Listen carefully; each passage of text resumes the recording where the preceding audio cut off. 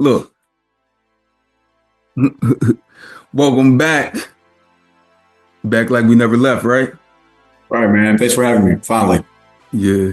Finally got a chance to hop on the call with you, brother. Look, you said finally, but look, I tell everybody, I said we got an entire lifetime for this. You know? Like that. I like that. It's a good perspective. People living with type 1 diabetes, our lives are more so extended than others because of how we have to know the wherewithal within our health and everything. You know? Up alive every day. So keep myself alive every day, brother. Every day. And when we say that, people truly don't understand what we mean by keeping ourselves alive every day. They be like, I do also. But they don't have the inner workings that it is living with type 1 diabetes. Like, there's so many intangibles to it. Pulls and pushes, throbs. But we do it. We wake up, put our shoes on, big boy pants, make it happen. Do that, do life, do everything else in life, plus that. Right. Like, I can't, it's never been a day that I have not thought about my work, my job, my family, and not thought about diabetes. It all is everything. I have a bad day at work, I still got to take care of my body. I have a great day at work, I still got to take care of my body. Right. I run a good marathon. It's just so much, bro. It's so much. You're right. Right. All right. I'm ready whenever you are. Let's roll, brother. All right. Welcome to the Chronically Well podcast, where we have real conversations with community that need to be heard. On today's episode, I get to take a trip down south a bit, stop in Durham, North Carolina, where I get to meet with Steve. Steve, this is the first time ever that this has happened on this podcast. Do you know what that first thing is? Can't be another black man, because that's crazy. No, not another black man. Look, that'd be wild. But it is the first time I have actually met someone in real life before recording with them. Word. Okay. Word. That's what's up. So it was meant to be. Yeah. God's that's why we waited. That's why we waited. That's why we kept pushing the days back. Right. It wasn't part of our plan, part of God's plan, So my brother Steve, I think we met it's probably going on 2 years now. Something like that, bro. I know I first reached out to you when I was doing the Diabetes Looks Like Who campaign for 2023 maybe? Maybe 23. It was November, 2023. Because I'm going into my 4th year of doing those campaigns, even though I'm trying to transition it and have someone else go with it. But yeah, when I reached out to you, you were like, for sure. He was like, yeah, I'm going to do it, whatever. And I appreciate you for that. And another connection you and I both have are our love for Duke basketball. I'm still hurt, bro. And I don't know if you know this, like, I know where I am, where I grew up, like, everybody's a Carolina fan, a Tar Heel fan, everybody. So it's mixed down here. So I'm in Durham. So I'm right in the thick of it, Raleigh, Durham, Chapel Hills, triangle. So, half is Durham, half is Duke, half is Carolina. I can talk about the other shade of blue, but I'm still hurt, man, over that loss to Houston. So I feel you. But yeah, Steve is someone that I know outside of the diabetic online community, that space, because we recently met up this past weekend. And brother, I'm going to let you know, you are the life of the party. You're needed in this space because without you, the circle wouldn't be full. Serious. I appreciate it. Your light deserves to shine, my man. For real. And I see it. It. You shining bright. Be me, man. I'm only me. It's all I can be. So I appreciate that, for real. Right. So Steve, could you please give our audience a summary of who you are? Cool. So what's up, everybody? I am Steven Kennedy. I'm 33. I'll be 34 in a few weeks. I'm from Durham, as you heard, Durham, North Carolina. I'm married, 5 years coming up in September. I've had type 1 diabetes. It'll be 21 years, December the 21st of this year. So I was diagnosed when I was 13 years old in middle school, eighth grade Christmas. I left out the hospital Christmas morning. Yeah, so diabetes has been, part of my life for 21 years. I'm able to drink now with my diabetes. Outside of diabetes, like I said, I'm from Durham. I work with youth in Durham, helping them get jobs, placement, and mentorship. I've been doing that since I graduated. Went to the North Carolina Central University, Eagle Pride. I pledged Omega Psi Phi fraternity at North Carolina Central University. That's the Tall Side chapter. No kids, just my wife and I. We love to travel, like really love to travel. Like we like to travel a lot. And yeah, we work out. I don't want to say I'm super fit, but I cycle, I run, I ran a couple marathons, running 2 marathons this year. Love to play golf. I am probably a plus 18 to 20 handicap, so I'm not that good, but I do like to play golf. I love to hang out with my friends, and I can keep going on. But yeah, that's me. I'm an extrovert. I'm an extrovert at heart. You truly are. I've never met a stranger. I probably get that from my mom. But I also enjoy being alone, which is crazy. Like I love being with folks, but I actually love to be alone. Like Saturday night, was probably my favorite night because I went out with the group for about an hour. They was about to go somewhere else. I went to Chipotle. I got my Chipotle, and I ended up watching the game from my phone in the room, and I was happy. I was so satisfied. So I'm an extroverted introvert. But yeah, I love people, love community, love talking. So thank you for having me here. It's crazy that I'm the first person that you met before interviewing them. So that's kind of cool. Yes, the first person.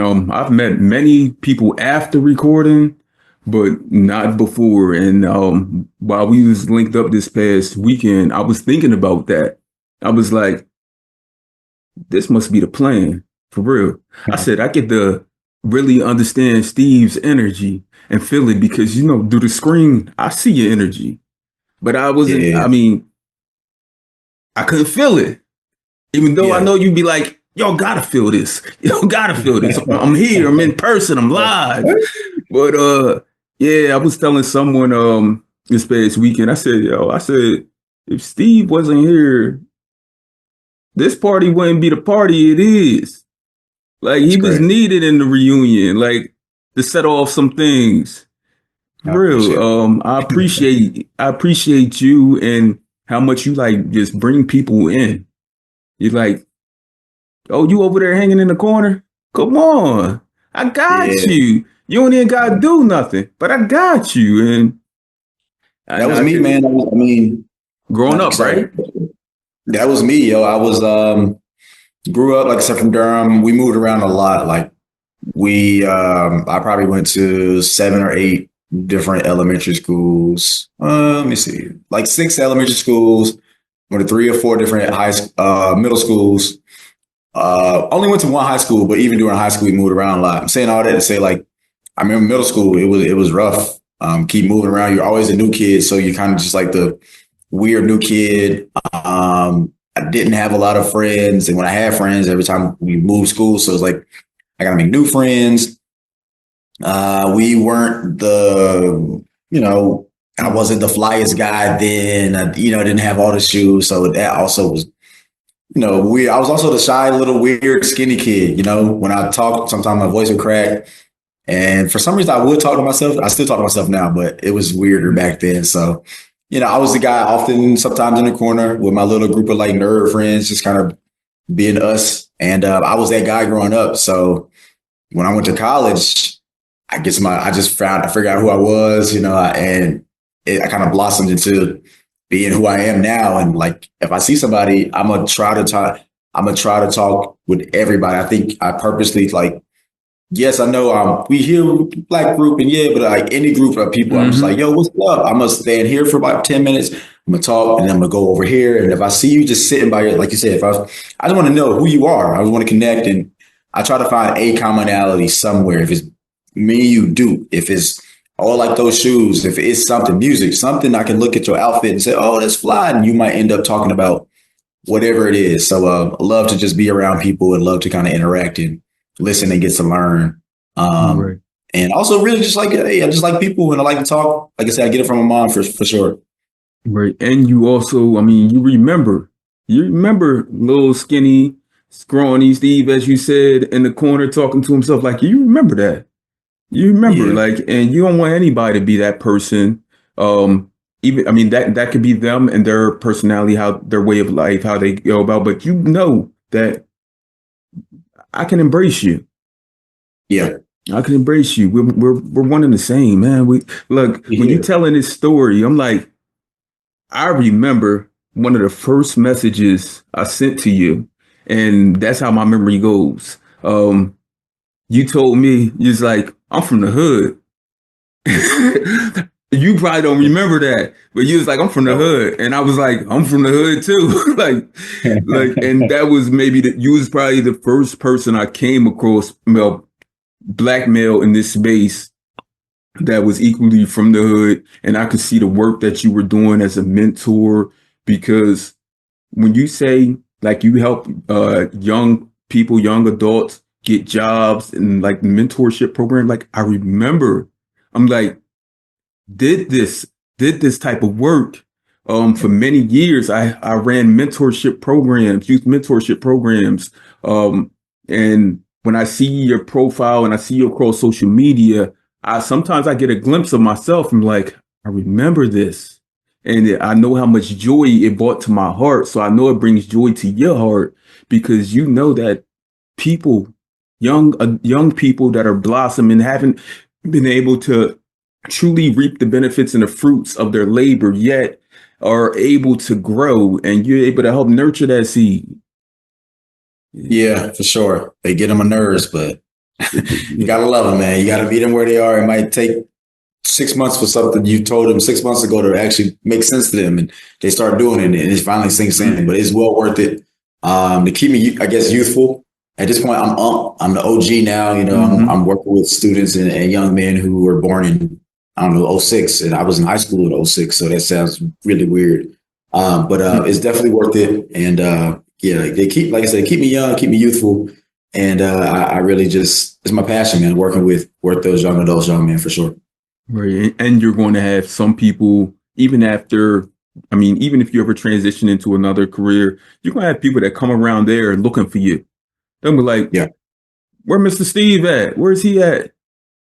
Yeah, the impact, man. It's the impact for sure. Mm-hmm. Impact and influence. Yeah. Right. So you said you were diagnosed with type 1 diabetes in the 8th grade. When I think about 8th grade, I think about like me and my best friends just exploring life, the girls.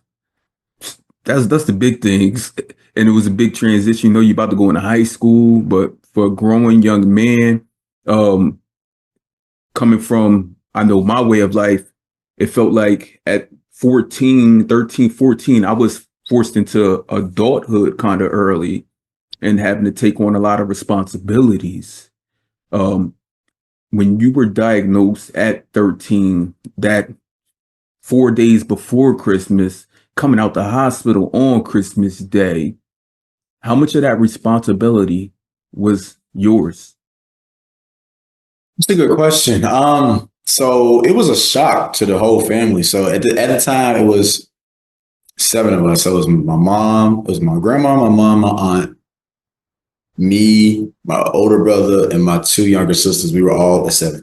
We were all in, we stayed together, 2-bedroom apartment, off Hardee Street, which is in Durham, which is like, you don't want to be off Hardee Street for sure.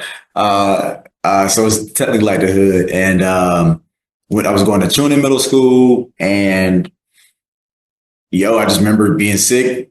Christmas break, I'm at home watching cartoons. I'm just eating Froot Loops because that's what kids do when they're home. They eat food, whatever's in the house. I ate a whole, like, legit family size box of Froot Loops, and got sick, went to the hospital, the whole nine.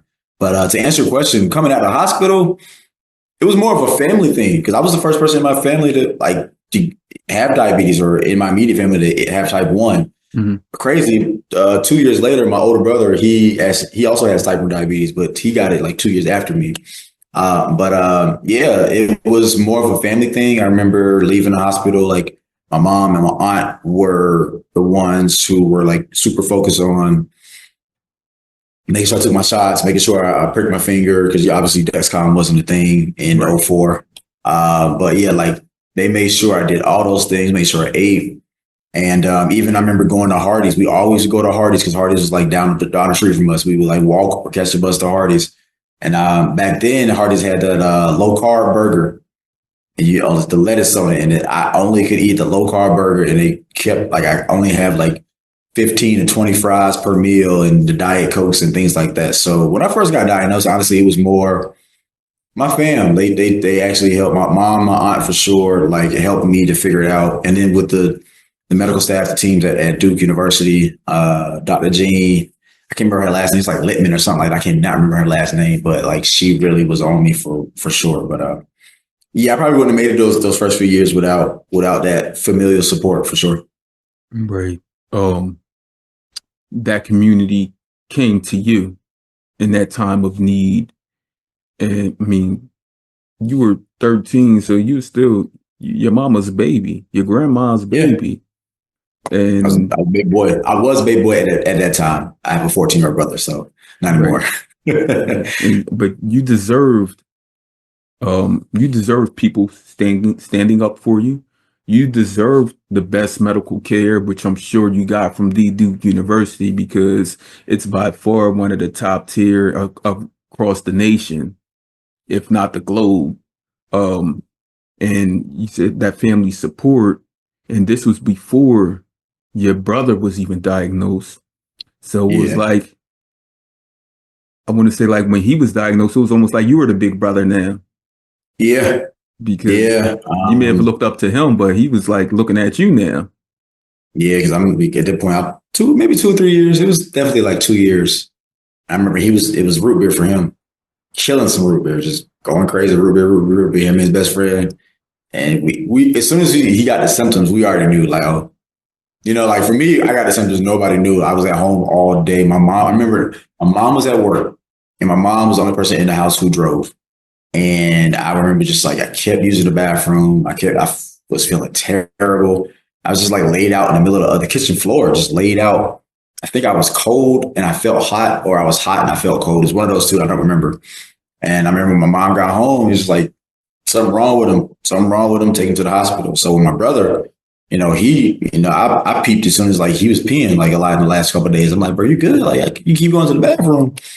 And then he's like, yeah, I ain't feeling good. And he was like getting skinny, like he got real skinny. Like my brother's skinny. We're both like skinny, but you can see like his facial structure skinny. So he's like, bro, you might need to go to the hospital, bro. You might have diabetes or something. Like we kind of were on top of it. And then obviously it turned out that because of, like you said, because I had it, I could recognize the symptoms, and we were much more equipped to like handle his diagnosis. Right. Because you were what, like 16, maybe? Yeah, I was like 14, 15, going on 16 at the time. I remember it was summertime, so it might have been close to my birthday. Right. So that made him upwards of 17, 18. My brother is 3 years older than me. So like, yeah, 17, 18. Mm-hmm. Yeah, when he was diagnosed. So both of y'all being diagnosed as teenagers had to be a lot. Like being in school, when you went back to school, I don't know if you were this extrovert then, but like I agree. Yeah, I've spoken to a bunch of people who mentioned like when they went back to school, unbeknownst to them, the entire school already knew that they had diabetes, and they already knew like so-and-so was in the hospital and they're sick and whatever. How was that for you going back to school?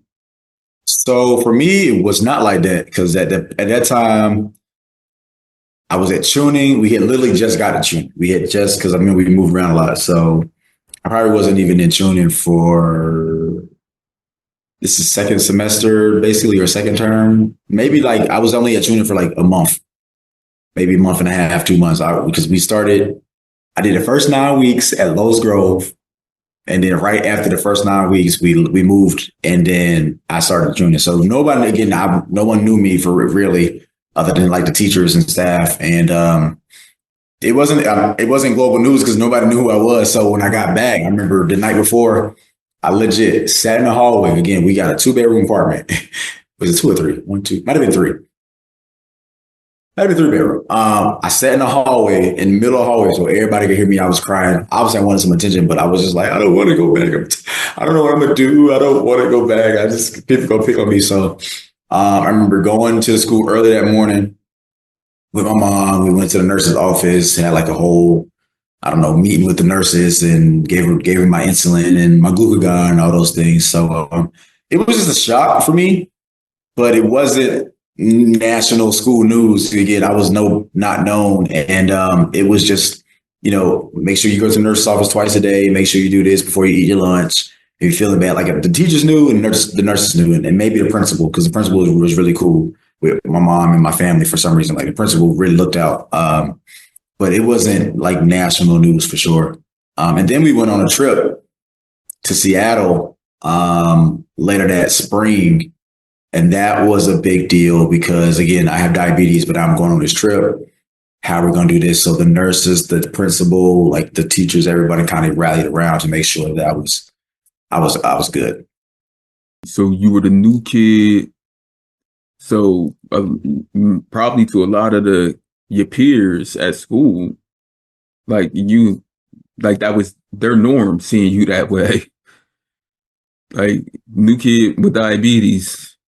Like it came hand in hand. And yeah.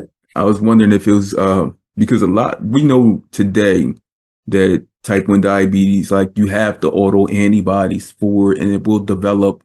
It doesn't say when it will develop along your lifetime, but it will develop. But we know that also there's experiences that can occur that can push forward the onset of it. So like, whether it's a traumatic experience, and that traumatic experience can be physically or emotionally, that can push you forward. So I was wondering if like, because you did mention like going to different schools, and at that time, that moment, basically you had just transitioned into a new middle school, if you were dealing with any type of like trauma then, because you were crying and everything, like. Yeah. Honestly, I don't pre-diagnosis or like when getting diagnosed. Say that again. Like pre-diagnosis or like getting diagnosed? Pre-diagnosis. Yeah, I don't know. Normal school. I mean, I don't know what stress I had from moving a lot, but like, no, I think it was just normal. I was a normal kid. I ate a lot of sugar. I did eat a lot of candy. And I always, so I ate a lot of candy, and I would sell candy. Like I would like go to the store before. I remember. I would like go to, because we lived at this point in time, our bus stop was like, we lived in an apartment complex, and like there was a Kroger right there before the bus stop. So I would go in the morning, buy candy from Kroger, get on the bus, sell candy. But I was, it was like Jolly Rancher Chewy joints. I would, or something like that. I would tear those joints up. Like I would put them together and make like a freaking mash ball thing. And I would eat candy. I would eat candy all day, every day. And I remember, I think I still say words are powerful, because I remember telling folks, didn't even know anything about diabetes, but I would always eat candy. And they're like, why you always eat candy? I'm like, yeah, because I got diabetes. And I was just like, this is like me sixth, seventh grade for sure. I remember middle school, I was just selling candy out my book bag, out my bag, Gatorades, whatever I could get my hands on. But I was always eating candy too. So I don't know if that had a part to play in it. It might have sped it up, because nah. But no trauma, man. I was just like a normal kid. Okay, nah. We going to get rid of that stigma where people think, oh, this kid ate too much candy. Nah, you could have had what the kids do today, make the candy salads. You could have had a whole candy salad filled with Jolly Ranchers, Twizzlers, lemon heads, everything. They had the whole shebang, all of the gummies, everything. That wouldn't have gave you diabetes, brother. But upon diagnosis, being a 13-year-old, like that's all you knew related to Yeah. diabetes was sugar. And that's how many of Yeah, us I didn't felt. even understand it. Yeah, so I'm in the hospital. They're like, yeah, they're doing my ketones. They check my blood sugar. My ketones are high. My sugar was like 600 or something. I don't know. They're like, you have diabetes. And I'm like, okay. This is literally my reaction. Like, okay. And they were like, do you know what diabetes is? I was like, yeah, something to do with sugar. Yeah. That was my actual reaction. And then like they started explaining to me like not everything, but like what this meant. And then I was like, oh, I didn't, I was not aware. I did not know. I knew diabetes. In my mind at the time, sugar and diabetes were synonymous, and that's all I really knew about diabetes. Was it more so like, because I know what I thought. I thought, okay, eliminate sugar, basically eliminate diabetes. Even if they say it's with you forever, I would think that the lingering or ongoing complications, even right there in the moment, how you would feel, like if you just got rid of the sugar, like I'm okay. Because I remember when I Yeah, was diagnosed, I was the most fit, strong, young person. Like I had this routine where I would do 1,200 push-ups, 1,500 sit-ups per day, all the calisthenics. I ran, biked for miles, like, and I was like, how did I get diabetes? I'm looking at everybody else like, how did I get diabetes compared to everyone else? When like, I guess the yeah. diet gods was like, it's your turn, brother. Mm-hmm. Yeah. Definitely had that feeling a lot. Like I've had that feeling, but I'm also just like, I mean, it's a gift and I hate saying cliches like it's a gift and a curse because I Uh-huh. don't feel like it's a curse, but it's a gift. And I've been able to obviously thrive and live with diabetes and in some capacity, I guess, inspire others who look like me, inspire younger folks, older folks, to just like, oh, Steve, we know you have diabetes, which is great, but outside of that, like diabetes doesn't define who you are. And it's something we deal with, something I deal with, but at the end of the day, like I have a life to live, so I'm gonna live it to the fullest. Yeah, diabetes is just a part of you. It's not Mhm. it's not the greatest part of you either. Yeah. Seriously. Like you're a black man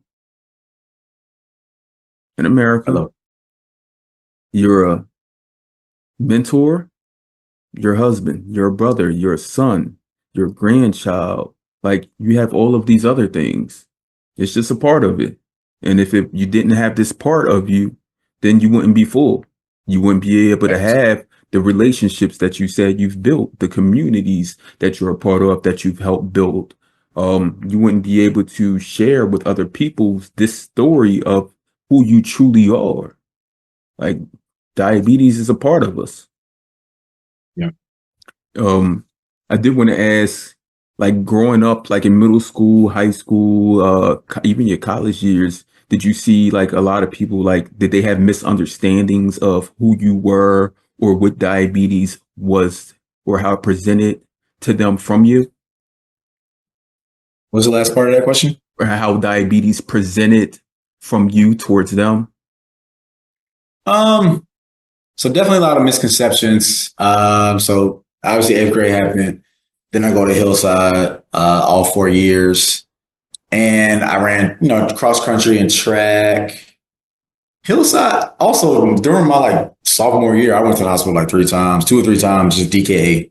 I'm out here just wilding, eating whatever I want, not taking my medicine, just not caring. Diabetes, whatever. Off campus lunch, yeah, let me go to Chick-fil-A, we get the milkshake, let me go to Wendy's, let me get my Frosty, let me go to Burger King, let me get whatever, and just not taking my medicine. But the folks around me, like my homies who are still my homies now, they knew I had diabetes, but they didn't understand it. And like now they definitely understand it. Like, but then they saw me eating whatever and it was like, okay. Like my homie Ronnie, his mom, she was a nurse and she would get on me when I would stay with him. Like, Steve, you're not supposed to be doing that. You're not supposed to be eating that. What are you doing? But outside of her, no one ever like, they just thought, hey, okay, he's got diabetes. All right, cool. Like, it's normal. I would go and like leave class sometimes to go to the nurse's office, which was a normal thing to do. I remember just talking to the nurses sometimes in the hallway. I'm like, yeah, I'm high right now. I remember vividly, I was having a conversation with a nurse at Hillside's a black high school also, but like, I'm like, yeah, I'm real high right now. And the dude walked past me like, bro, you saying that to the nurse, bro? Are you crazy? And I was like, what are you talking about? And he was like, bro, you just high. Like, I'm like, I don't smoke, bro. I'm, my blood sugar. So like, so into the average person, especially my friends and other folks, they really didn't understand it.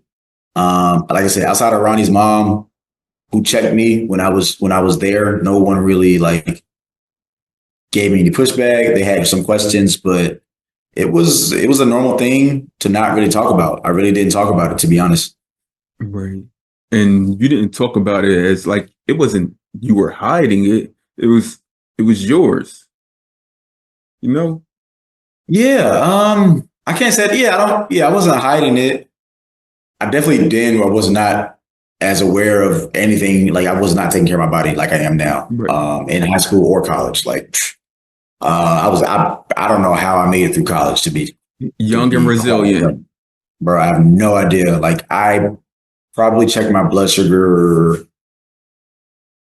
like twice a month. I don't know. I was wilding, and that might be a stretch, but I was not college. I was just doing college stuff, drinking, partying, like all the good stuff. Super involved in everything on campus. Super involved, like everything. I did everything I could at North Carolina Central University. But diabetes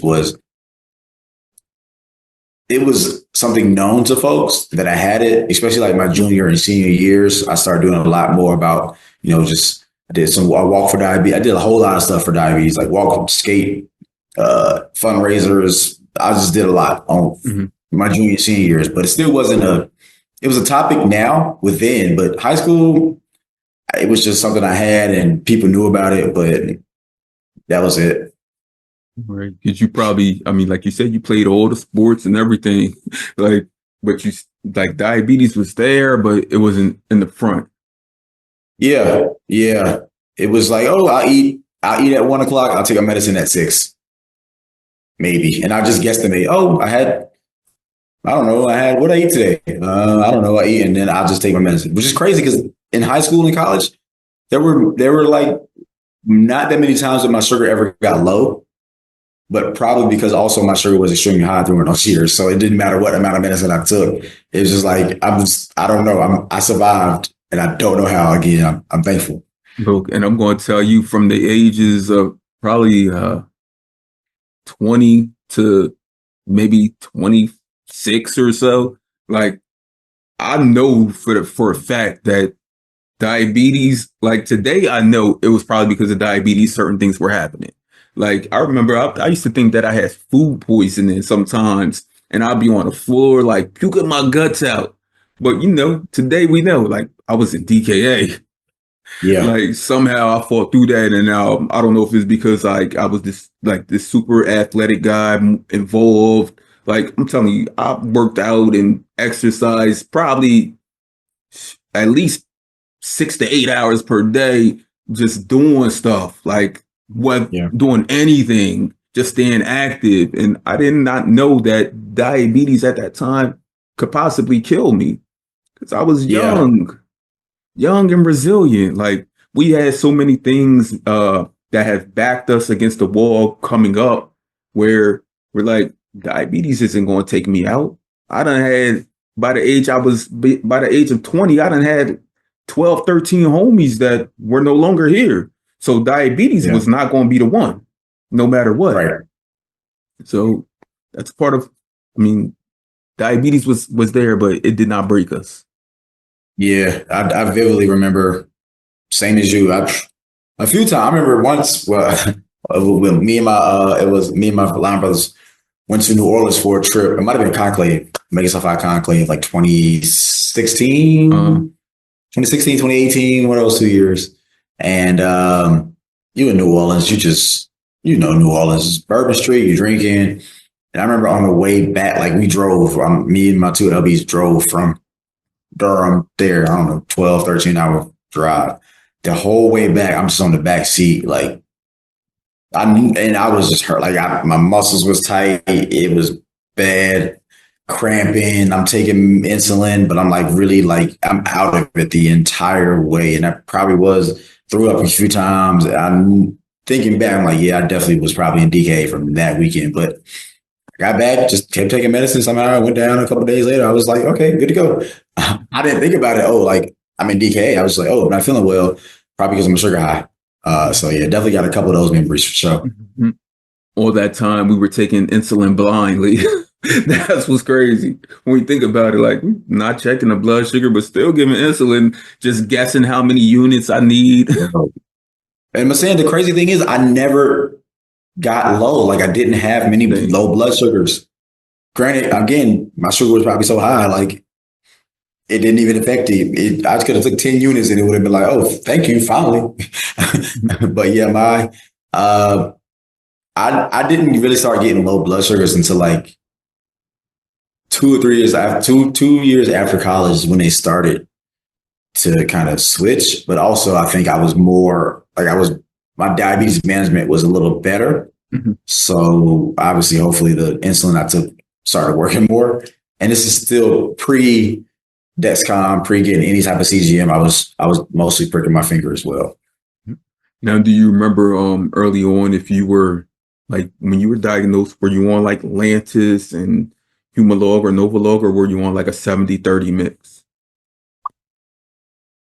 I was on Lantus because I remember I still have one of the vials in my bathroom. I don't know why I have it. It's like I remember it's like a tall, skinny vial, gray with like some purple lettering or writing on it. That's it. I was on Lantus and Humalog.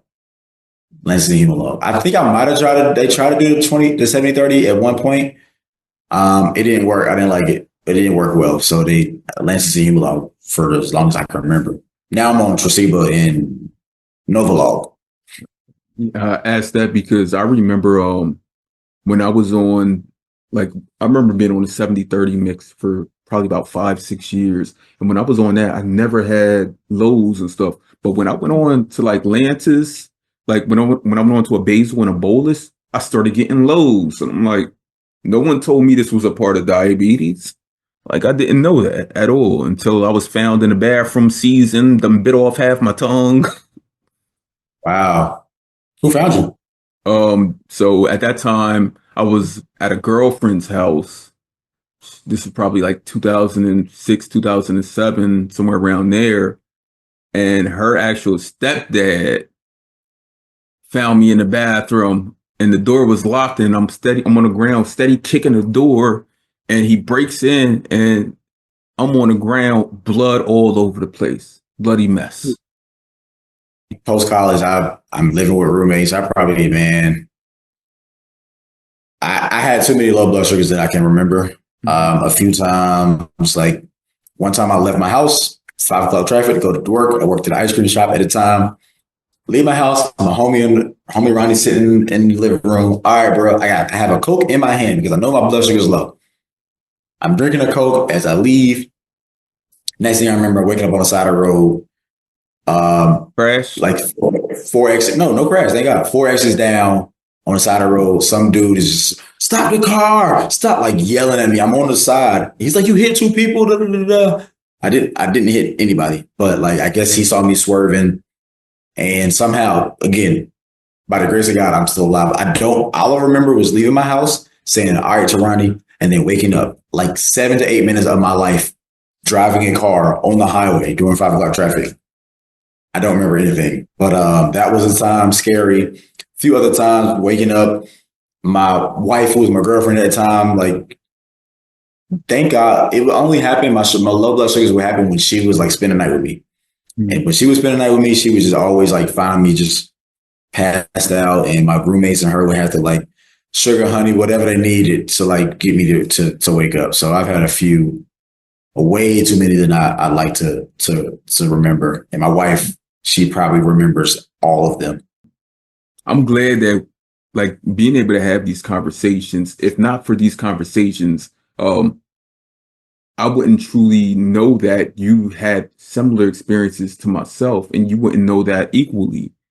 Because like, I remember all of those days Like some of the memories are like fuzzy, but those severe lows, I remember. Yeah, like one time dropping my mom off at work, and then going probably about 2 miles from my house, and I get home and I'm shaking, and a neighbor calls the cops. The cops knock on the door, and he's like, "You all right?" And I'm like, "What are you talking about?" And he's like, "Look at the front of your car. Whole bumper crash, like split in half, hanging on the ground." Wow. And they trace it back. I actually hit the telephone pole right before my house. And I'm in the house, like, as soon as I walk in the house, my wife's like, "Are you okay?" And I'm like, "Nah," and I can't explain it. Yeah, Sometimes you yeah, can't explain it. yeah. And she's giving me orange juice. And to this day, I don't like orange juice. I like it, but I won't purposely drink Yeah. it because it reminds me of things like that. Um, Yeah. Today, do you live with any fears from your past experiences of having diabetes? Honestly, no. Honestly, no. Me personally, no. And maybe that's just because like I'm alive.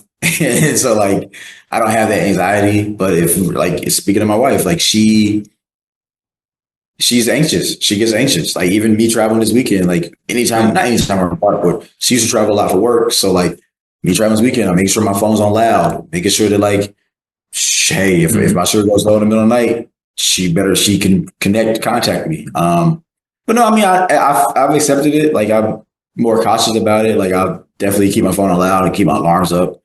But no, I don't think I have any fears, to be honest. My wife's the same way. I think she has more anxiety over the blood sugars than I do. I've always asked her, like, yo, can you record it? She's like, I'm not thinking to record this in this moment. I'm Yep. trying to save my life. Because I'm like, I just want to see. She'll say, I'm difficult to deal with. Sometimes I'm just dead weight. Like, she can't get me out the bed. And like, then when she does get me, it's like I'm fighting her off. She tells me I revert to like a toddler, like a 3-year-old toddler who Yes. does not want to be bothered. Tantrums. Yep, she says you're just a big kid when your sugar's low. I hate it, but I have to. I'm trying to save your life, and you acting stupid and just throwing temper tantrums and just being a 3-year-old. I'm like, I don't remember. Right. And I don't remember anything. when you say I got it, that means you don't got it. Yep. So yeah, she has more anxiety Mhm. around the low blood sugars than I do. Again, from her past experience, seeing a lifeless person there, or seeing a person who can't, seeing your loved one kind of just like out of it, completely out of it. And she's, thankfully she's, like I said, my wife, she used to do EMT training. So like she's really equipped under pressure to handle those situations. But yeah. Right. And as we do wind down, something I do in these recordings is give opportunity to give flowers to those that have been by our sides, those that have kept us up, alert, awake, and basically have resuscitated us at times. Because if not for them by our sides, like, where will we be today, truly? So in this space, I just want to take some time out to give flowers to your wife, Nia, because of her, I'm able to see you today. Because of her, you're more strengthened. I'm sure it has placed a heavy mental toll and load on her, but I know she's seen you from your weakest and darkest to where you are today. Because like you said, today you don't have the fears. And today she's like, okay, go ahead away. But just know I'm checking in on you, babe. Keep the phone on loud. Keep the phone on loud. Because I don't know anyone who keeps their phone on loud. But like she's like, nope, I don't care. You're going to sleep. Your phone loud. All right. Yep. But also, Nia definitely has held it down. But prior to us like getting married, it was like I still have a community, like my homies, like my homies from Durham. Prior to us getting married and like obviously moving in together, they had my Dexcom. They were on the Follow app. When I had roommates, like 4 of my homies, my closest homies, still had the Follow app. Just they're on pause. So like we do like a guys trip, or we'll go, out of town when it's just us. Like they know what's up. They all have Nia's number. they're checking in on her, but they also follow my app. Yo, Steve, before I go to sleep, they're like, yo, bro, make sure you get something to eat. They bring in like apple juice to the room. We keep on the side of the bed. So like it really is a community. Once we got married, Dave was like, I'm good. Nia, he your problem because y'all live together now, but they still, they still are there for sure.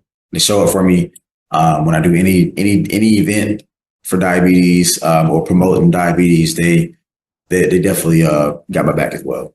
Right. Shout out to the squad, for real.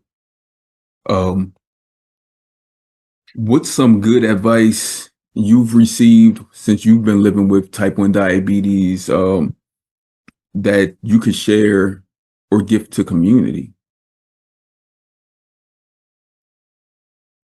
So I'm gonna tell you the advice that changed my life. I don't know if it's good or not, but this is again me back in high school. This is on my third DKA and second DKA in I don't know 4 months. I went to the hospital and Dr. Jean, I'm in the hospital bed, like IV in my arm. She's like coming, like whispers in my ear, like, so you're 16, you run track, you want to run the rest of your life? Do you want to be 30 with blurry vision? Do you want me to like chop your toes off? Do you want to not feel your fingertips?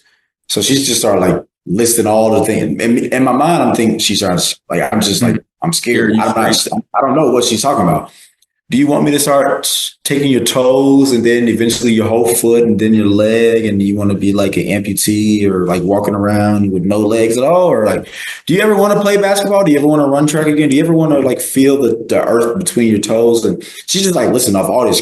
Mm-hmm. To me, I'm like, yo, you tripping, yo?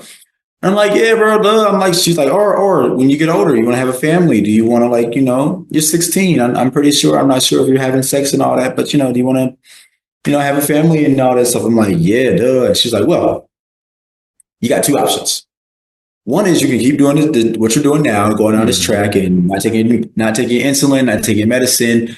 And I'll see you at early 30s and you'll have a lot of these complications because you're 16 now. That means you got about 14 years and you got to keep doing this for 14 years. I guarantee you one of those three things I'm telling you are going to happen.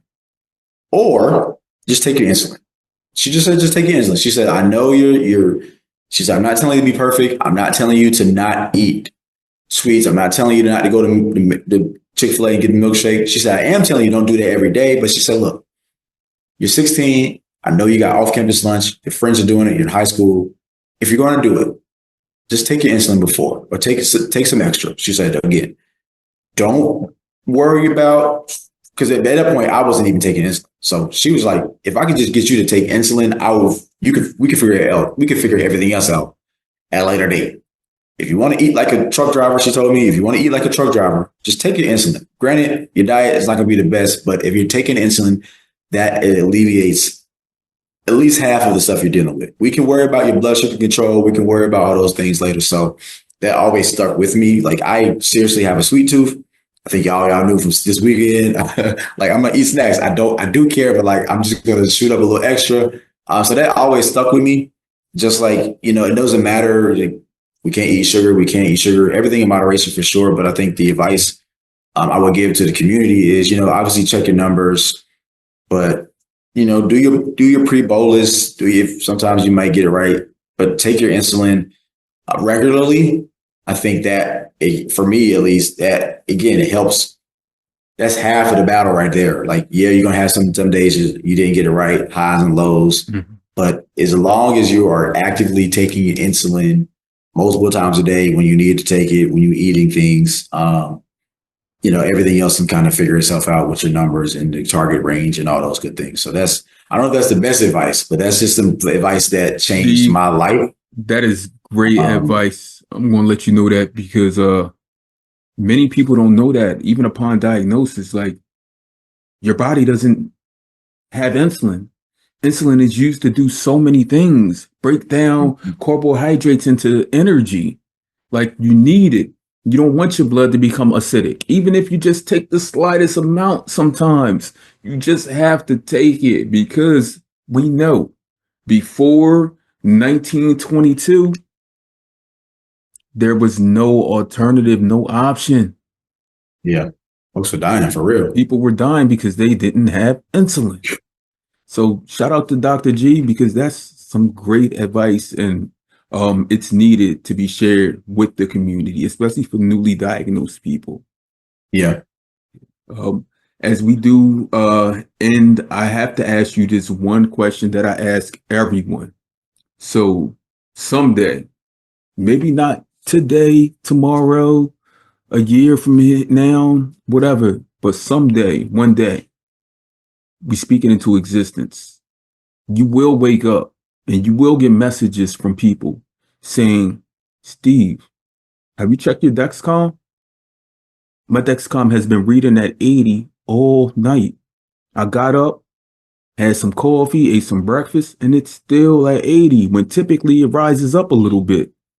But on this day, you find out that everyone, not just you, everyone across the globe that has been living with type 1 diabetes has been fully cured. On that day, you find out, Steve, that you've been cured of living with type 1 diabetes. What do you do? I'm super spiritual, so thank God first and foremost. I'd be just crazy. I'd be thinking about that. I haven't thought about like everyone in the world, but I've definitely thought about like me. Like, it's crazy because some days I have really good sugar days, and I'm like, oh, I'm healed. Because like I promise, some days it's like Diabetes gone. I can eat a lot, and my sugar will be like 95 to 120, like all day, no matter what I eat. And I'm like, and I don't take it. I take a little bit of insulin, then I go low. I'm like, oh, I'm healed. But no, on that day, man, I would thank God. I'd probably make a crazy post. I'd probably call folks. I call probably everybody I know with diabetes. But I'd be happy. I'm ripping this Dexcom out for sure. But honestly, no, I'm waiting for like 2 days I'm waiting for like a week because I'm like, I do it. I've done it so many times. It's like I wake up, have a good day. Oh, I'm not taking insulin. I tell my wife, I'm healed. She's like, okay, I believe you. And then like 2 days later, it's like, 297, 2 arrows up. I'm like, dang it, I'm not healed right now. But no, I'm super ecstatic. I'm happy. I'm probably celebrating somehow. I don't know. I'm doing something social media. I'm going somewhere. I'm getting up with all the diabetics wherever they at, and we gonna have a big old block party or something. That'd be really dope. Because as you said, like I just think about all of the things we will be able to do and accomplish without the added burden that financially, mentally, physically, like all of that, like we'll be able to do so much more. So on that day when you're cured, when the community is cured, we'll come together and we'll be able to help out with the next chronic health condition. Help them find a cure towards that. And it would just be amazing. My good brother Steve, I truly appreciate you for joining me on this journey that is the Chronically Well podcast, where we have real conversations with community that need to be heard. Because Steve, you're someone that truly deserves to be heard. And we look forward to seeing you and hearing you out there in the world. Appreciate you, brother. I need an extra large hoodie. I'm an extra large. Got you. I got you, good brother. Send me my Addy, bro. Appreciate you, brother.